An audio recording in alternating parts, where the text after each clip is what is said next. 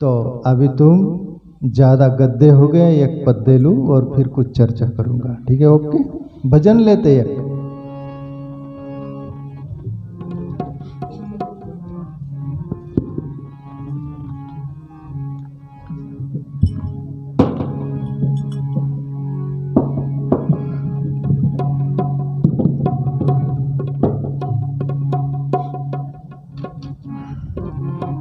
तुम्हारे लिए एक भजन में चुन के लाया। भजन इधर उधर भी हो, हम गवैया नहीं, गायक नहीं, ठीक है? तो आप माफ करना, और वो जो शब्द है उसको सुनना और जीवन में लेने का प्रयास करना।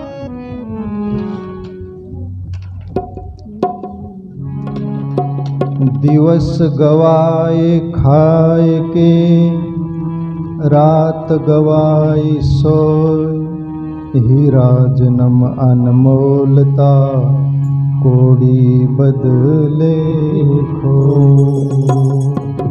कबीर साहब बोले कि हे मनुष्य, दिन में तू खाता है, रात में सोता है। कबीर तो एक बार दुखी हुए, काशी में रहा करते थे कबीर साहब। वो बोले दुनिया खावे और सोवे, कबीरा जागे और रोवे। दुनिया खाती और सोती है, पर मैं इनको देखता हूं, बोले मुझे रोना आता है इन पर। तो अपन सोचते हैं कि जिंदगी में खाना पीना कमाना सभी ये बाह्य जगत का जो साधन है वो सब कुछ करना, इतनी जिंदगी है। तो कबीर साहब इसको नकारते और कोई भी संत ना करेगा।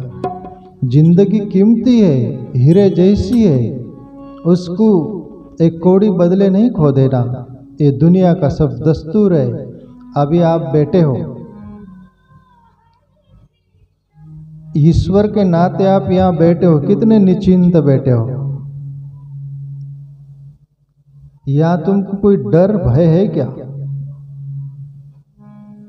कोई संत की परमात्मा की बातें सुन रहे, ईश्वर की ओर लौ लगी है, भले थोड़ा समय, कोई फिक्र चिंता है क्या?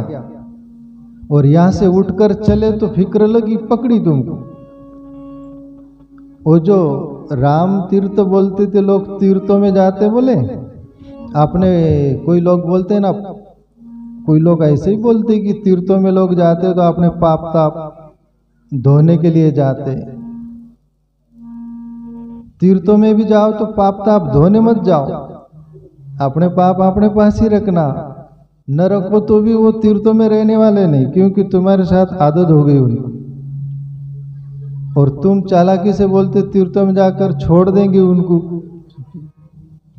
तुमको छोड़ नहीं सकते हो। रामकृष्ण परमहंस से बोली, ये सब लोग तीर्थों में जाते हैं, गंगा में नहाते हैं, तीर्थों में नहाते हैं, तो उनके पाप सभी क्या धुल जाते क्या? रामकृष्ण परमहंस बोले उनके पाप इनसे डबल चालाक है। बोले ये ठग है तो वो मां ठग है। नदी में उतरते हो नहाने के लिए, तब पाप वो नदी के किनारे पेड़ होते हैं ना, उस पर चढ़ के बैठ जाते। वो बोलते तुम नहा के आओ, फिर अपन चलेंगे साथ में। तुम डुबकी लगाए, नहाए धोए, कपड़े पहने कि पाप बोले चलो क्या रखा है यहाँ, आपने वहीं ठीक है, अपन संग साथ रहेंगे, पाप वहां रहते नहीं। इसलिए तीर्थों में जाओ, कहीं भी जाओ, श्रद्धा भाव से जाओ। तो कबीर का पद है, तूने हीरो सो जन्म गवायो, भजन बिना बावरे। तूने हीरो सो जन्म गमाए, भजन बिना बावरे। तूने हीरो सो जन्म गवायो, भजन बिना बावरे। तूने हीरो सो जन्म गवायो, भजन बिना बावरे। कबीर साहब बोले, हे बावरा, हीरा जैसा जन्म था उसको तो गवा दिया। एक कुटुंब परिवार के लिए पेट भरने के लिए जिसने दिया पेट उसने आपत्ति डाली, सुबह भरो शाम खाली, शाम भरो सुबह खाली। एक तीज भर का पेट भरने के लिए तूने जिंदगी गवा दी, और एक कुटुंब परिवार को संभालने के लिए, उनका ख्याल रखने के लिए तू जिंदगी गवा दी।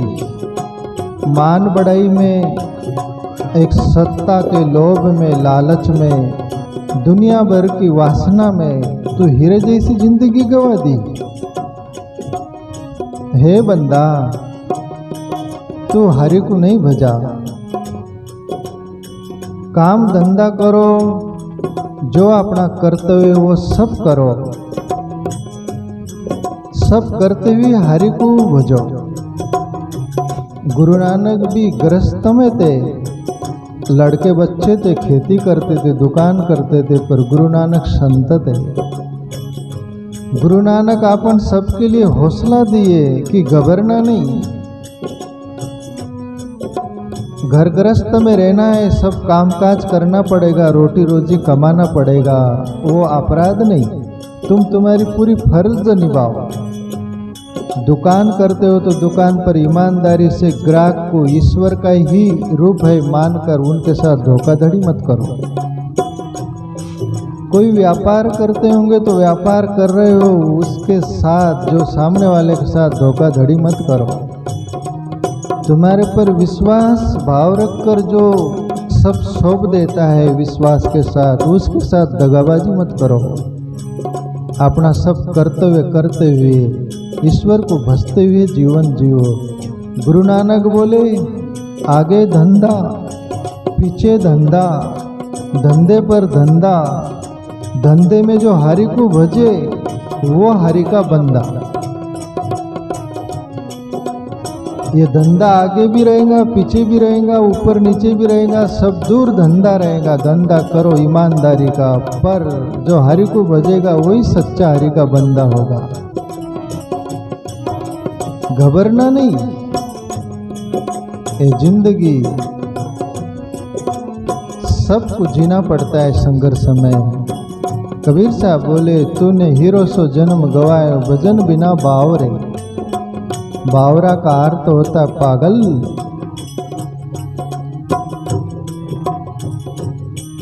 पागल का दो अर्थ होते, एक साधारण दुनिया में पागल का अर्थ येड़ा, आध्यात्मिक जगत में भी पागल बोलते हैं। पागल का अर्थ आध्यात्मिक ढंग का आप कभी सुने क्या? नहीं सुने।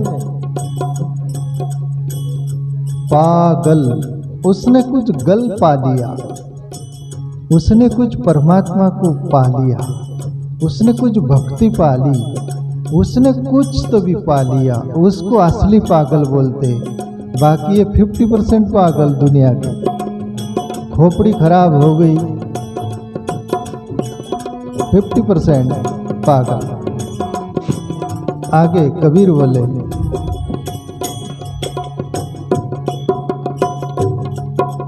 ना तो आयो संता शरणे, ना तो हरि गुण गायो। ना तो आयो संता शरणे, ना तो हरि गुण गायो।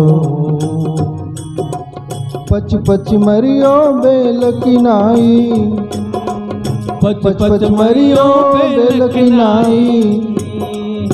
सोए रहे उठ खाए, भजन बिना तूने हीरा सो जन्म गवायो। भजन बिना बावरे, तूने हीरा सो जन्म गवायो। भजन बिना बावरे। कबीर साहब बोले, ना तो आयो संता शरणे, ना तो हरिगुण गायो। हे बंदा, तुझे जिंदगी मिली थी, कोई संतों के शरण में नहीं आया तू। दुनिया समस्या का समाधान नहीं करती, समस्या पैदा करती है, पर संत समस्या का समाधान करते हैं। इतिहास पढ़ लो, शास्त्र पढ़ लो, दुनिया में जितने भी राजे महाराजे हुए सभी संतों के पास जाकर अपना समस्या रखते थे और वहाँ समाधान होता था। कबीर साहब बोले, ना तो आयो संता शरणे, ना तो हरिगुण गायो।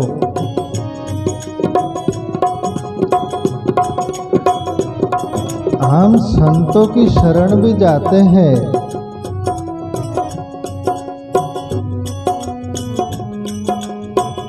तो उस अंदाज में नहीं जाते जिस अंदाज में जाना चाहिए। एक आदमी संत के पास जाता था, सेवा करता था। अब जाते रहो धीरे धीरे, कोई हरकत नहीं। संत की बहुत सेवा करता था, गरीब था, घर से रोटी रोजी जैसे तैसे नसीब होती थी। और उसके साथ में एक आदमी था, उसका मित्र, वो उसके साथ संत के पास एक व्यक्ति जाता, एक वेश्या के पास जाता,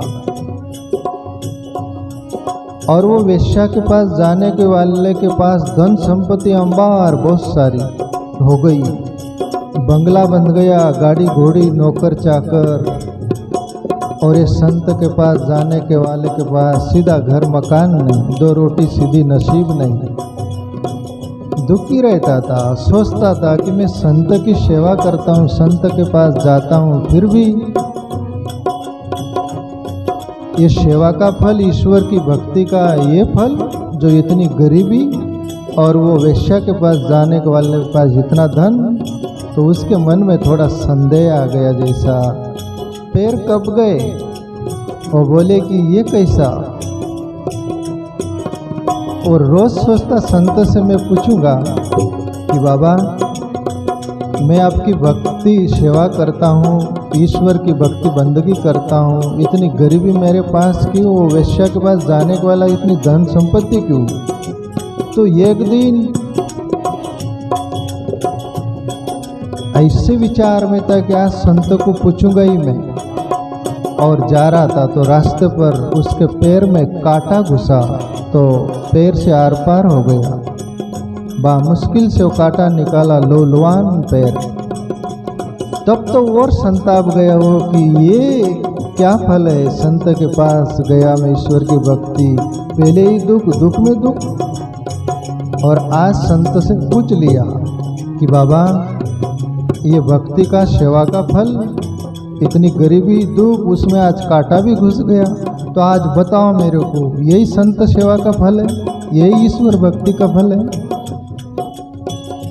संत मुस्कुराए, हंसे, बोले बेटे, तू संत की सेवा करता है, ईश्वर की भक्ति बंदगी करता है, आज तेरी मौत होने वाली थी, सुनिश्चित थी मौत, पर तेरी सेवा के फल से, ईश्वर की भक्ति से आज वो कांटे पर टल गई। सेवा का फल और ईश्वर भक्ति का फल, कांटे पर तेरी मौत टल गई आज, ये उसका फल है बेटा।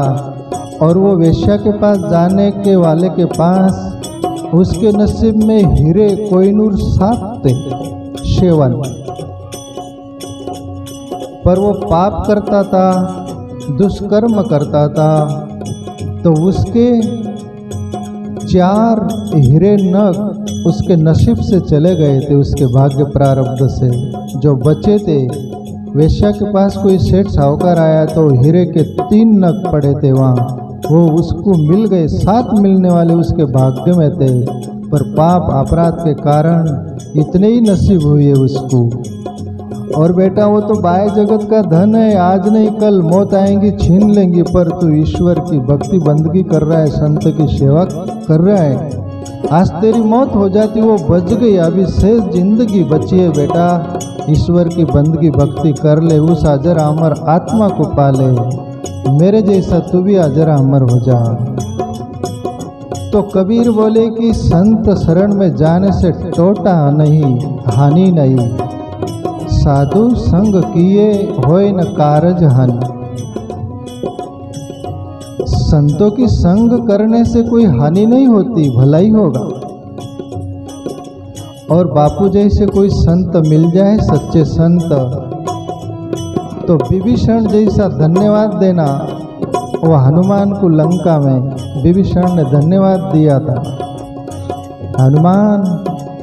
हनुमान बोले कि मैं ब्राह्मण हूँ। विभीषण से बोले गलत, मेरी अंतरात्मा गवाह दे रही, आप संत हो। आप मोए भा भरोसा हनुमंता, बिन हरि कृपा मिले नहीं संता। हनुमान, आप संत और हरि की कृपा मेरे पर हो गई, उसके कारण तेरे जैसा संत मिला मुझे। और जीवन में हमें सच्चे संत मिल जाए तो मानना ईश्वर की कृपा हुई। दुनिया का सब कुछ मिल जाए तो वो उतना मायना नहीं रखेगा।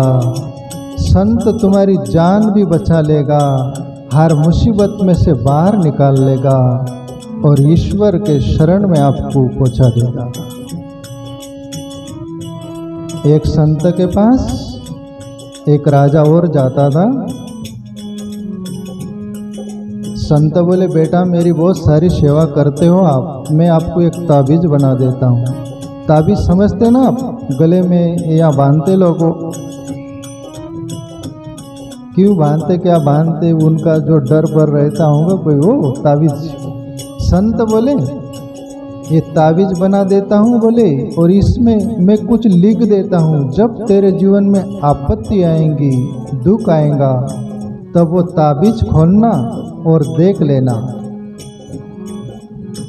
राजा बोले कि ठीक है, वो ताबीज बना दिया गया। राजा पर ऐसी आपत्ति आई, चारों ओर अंधेरा छा गया, जीना नहीं, आत्महत्या कर लेना।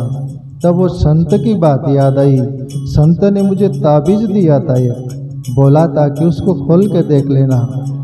और वो ताबीज खोलता है तो उसमें एक पाती लिखी हुई थी, कागज, उस पर लिखा हुआ था ये भी कट जाएगा। यानी ये जो जीवन में आपत्ति आई है, दुख आई है, बेटा ये भी कट जाएगा, धैर्य रखना।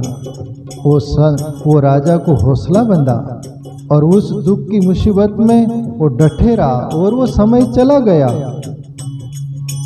तो ये संत का संग का रंग है और आशीर्वाद है और इतना प्रभाव है प्यारे मित्रों। तो कबीर बोले, ना तो आयो संता शरणे, ना तो हरि गुण गायो। पची पची मरियो बेल की नाही, सोए रहो उठ खायो। ये जगत में, संसार में बेल जैसा, कोल्लू का बेल चारों ओर घूमता है, और तेली का बेल बोलते ना, चारों ओर घूमता है, कहीं पहुँचता नहीं। अपन भी ग्रस्त में रहते हैं, सब कामकाज में घूमते रहते, फिरते रहते हैं, पर कहीं पहुँचते नहीं। तो इसमें पच कर न मरो और संत की शरण खोज लो, तो ईश्वर की याद आ जाएंगे। आगे बोले कबीर,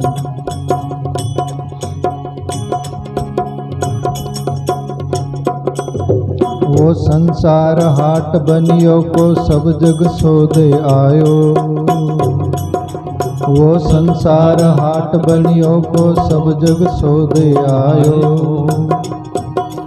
चतुर्माल चौगुना किना, चतुर्माल चौगुना किना, मूरख मूल गवाए।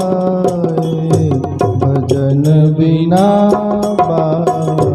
तूने हीरा सो जन्म गवायो, भजन बिना बावरे। तूने हीरो सो जन्म गवायो, भजन बिना बावरे। कबीर साहब बोले, ये संसार हाट बनियो को सब जग सौदे आया। अपन सब सौदागिर है, कोई किसका सौदा कर रहा है, कोई किसका सौदा कर रहा है। अपन सौदेगर की तरह है, पर सौदागर उसको बोलते हैं, चतुर सौदेगर। यानी वो व्यापारी को, जो हीरे जैसा चुनता है, कचरा पेटी नहीं। कबीर बोले चुनना ही है तो हीरे जैसा कुछ चुनो। और हीरे जैसा चुनने जैसा क्या है? जीवन में भाव हो, श्रद्धा हो, भक्ति हो, कोई सच्चे संत महापुरुषों का सानिध्य हो। हमारे पास धन है, तन है, जो भी हम सच्चे संतों की सेवा कर सकते हैं तो निस्वार्थ भाव से कर देना, उसके बदले कुछ चाहना नहीं। गरीब है, कोई भी है, हमारे पास जो भी कुछ है उनके काम आता है, दे देना, वो सच्ची सेवा। उसके बदले कुछ चाहना नहीं। उसके बदले कुछ चाहोगे तो वो तुम्हारा स्वार्थ हो गया। और तुम निस्वार्थ भाव से किए, तुम्हारी आत्मा फैल जाएगी, हृदय फैलेगा। तुमको एक स्वाभिमान महसूस होगा कि हमने कुछ किया, परमात्मा ने करवाया, धन्य है। ऐसा धन्यता से भरोगे। ये संसार हाट बनियो को सब जग सोदे आयो, चतुर माल चो गुना कीना मूर्ख मूल गवायो। ऐसी चतुरता होगी ना तो वो मूल नहीं कमाएगा। आप धीरे धीरे बजाओ, मैं एक बात बोलूं हीरे की, बजाओ बजाओ धीरे धीरे। एक राजा था, हीरा कोई लाके दिया था राजमहल में। राजा हीरे के पार की जौहरियों को बुलाया देश देश से राजमहल में। बहुत जौहरी आ गए, जौहरी बोलते ना वो हीरे के पार की सभा भरी है, बीच में हीरा रखा हुआ है। राजा बोले जो ये हीरे का मूल्य का आंकलन कर लेगा, परख लेगा और इसका मूल्य कितना होता है, उसको इनाम दिया जाएगा। बच्चों शांत बैठो, चुप बैठो, सुनो, थोड़ा पुण्य से आपको समय मिला है, सुनो। राजसभा में सब जौहरी बैठे, राजा बैठा है सिंहासन पर, हीरा रखा हुआ है और सब जौहरी परख रहे हीरे को, पर उसका मूल्य आकलन नहीं हो रहा। उसमें एक जौहरी था, बहुत टैलेंट था, होशियार था, क्लेवर था। सबसे बाद में आखिर में उठा और वो हीरा जो पड़ा था ना, वहाँ पर हीरा 99 हीरा रखा हो, एक एक करके। पहले एक हीरा उसको पास रखा, उस पर प्रकाश गिरा, 99 हीरे पर प्रकाश गिरा, और 100वां हीरा रखा, उस पर प्रकाश गिरा नहीं। तब वो जौहरी बोलता है राजा को, इस हीरे का कीमत 99 लाख रुपया है। राजा बोले कैसे परख हुआ ये? तो बोले इस हीरे का प्रकाश एक एक हीरा पर गिरा तो 99 हीरे पर प्रकाश गिरा, 100वें पर नहीं गिरा, इसलिए इसकी कीमत 1 करोड़ नहीं 99 लाख। राजा बड़ा आश्चर्य से भरा, इनाम देना चाहिए, कितना बड़ा जौहरी है हमारे ये नगर में।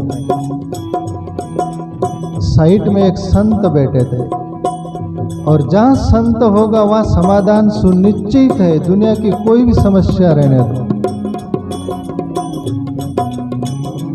राजा बोले इसको बख्शीद इनाम दिया जाए। संत उठकर खड़े हो गए। राजा बोले आप क्यों खड़े हो गए? बोले इसका स्वागत आप फूलहार से बड़े इनाम दे रहे, सब कुछ फूलहार की जगह इसके गले में जूतों की हार डालो, इस पर फूल न डालते इस पर धूल डालो, इसके मुंह पर थूको। अभी आपको भी बुरा लग रहा होगा, बोलिए बुरा लग रहा है कि समझ में आ रहा है आपको? संत जो बोले इस पर थूको मुंह पर, इसके सर पर धूल डालो, फूल की बगल जूते की माला बनाओ वो डालो, पर इसके पीछे राज है, आप समझना। राजा बोले ऐसा क्यों, इतना बड़ा पारकी जौहरी? बोले ये पागल जौहरी हीरा परखने में जिंदगी खपा दिया, पर ईश्वर को नहीं परखा, इसलिए इसके मुंह पर थूकना चाहिए, इसके सर पर धूल डालना चाहिए, इसके गले में जूतों की हार डालना चाहिए। इतनी प्रज्ञा, इतनी बुद्धि, इतनी चतुरता होकर ईश्वर को भजा नहीं, और जो भजे हरि को सदा सोई परम पद पाएगा। ये हीरे को परख कर क्या कर लिया? तो कबीर साहब बोले चतुर माल चौ गुना कीना, मूर्ख मूल गवायो, भजन बिना बावरे हीरो सो जन्म गवायो। ये संसार फूल से मर को सुवो देख लुभायो, ये संसार फूल से मर को सुवो देख लुभायो। मारी चोच निकल गई रुई, मारी चोच निकल गई रुई, मारी चोच निकल गई रुई, सिर दुनी दुनी पछतायो, भजन बिना तूने हीरो सो जन्म गवायो, भजन बिना बावरे तूने हीरो सो जन्म गवायो, भजन बिना बावरे। अब ये भी समझने जैसा है, कबीर साहब बोल रहे हैं ये संसार फूल से मर को सुवो देख लुभायो। ये संसार जो है शेमर का पेड़ आप देखे ना, ये अपनी भाषा में क्या बोलते, शेमरी बोलते हैं ना, वो काटे आते उसके पेड़, शेमरी ना, नीचे से ऊपर तक काटे आते उसको, ओके। शेमर नहीं नहीं, वो सांबरी अलग, शेमर बड़ा होता है 50-100 फीट। कांसर, कांसर भी बोलते हैं एक भाषा, ओके। कांसर शेमर, आप तो समझ गए ना, माइनस प्लस। वो कांसर शेमल जो बोलते हैं ना, उसको फूल आते, फिर डोड़े आते, फल आते, फल जैसे लगते, वो देखे आप, वो शेमर को डोड़े जैसे फल आते हैं। तो सुआ यानी मिट्टू, तोता, पैरट, वो देखा सोचा सुस्वादु फल है और इसको खाना चाहिए, और सुआ यानी तोता, मिट्टू, पैरट उस पर बैठ गया, वो फल है करके उसको चोंच मार रहा है, मार रहा है, मार रहा है, और फूटा वो फल नहीं था, वो उसमें कपास जैसा, रुई जैसा था, सिर ठोक लिया वो, अरे कुछ भी नहीं था इसमें, कपास रुई थी। मैं तो सोचा मीठा है फल। ऐसे ही अपन ये जगत में, दुनिया में, यहाँ कुछ मिलेगा, वहाँ कुछ मिलेगा, इसमें कुछ होगा, उसमें कुछ होगा, ये फल जैसा ही चोंच मारते रहते, हाथ कुछ नहीं आता। मौत आती एक दिन, बोलती भैया चल, तब तुम अपन बोलते किधर, जहाँ से आए तो उधर, फिर तुम सिर धुन धुन कर पछताओगे, मैं हरि भज लिया होता। कोई सच्चे संत की शरण जाकर ईश्वर की बंदगी की होती, उसकी याद की होती, तब आपको पछतावा होगा। ऐसा जीवन खाली जाए उसके पहले ईश्वर को भज लो। आगे बोले, ये संसार माया को लोभी ममता मैल छिनायो, ये संसार माया को लोभी ममता मैल छिनायो। कहे कबीर सुनो भाई साधो, कहे कबीर सुनो भाई साधो, हाथ कछु नहीं आयो, भजन बिना हीरो सो जन्म गवायो, भजन बिना बावरे तूने हीरो सो जन्म गवायो, भजन बिना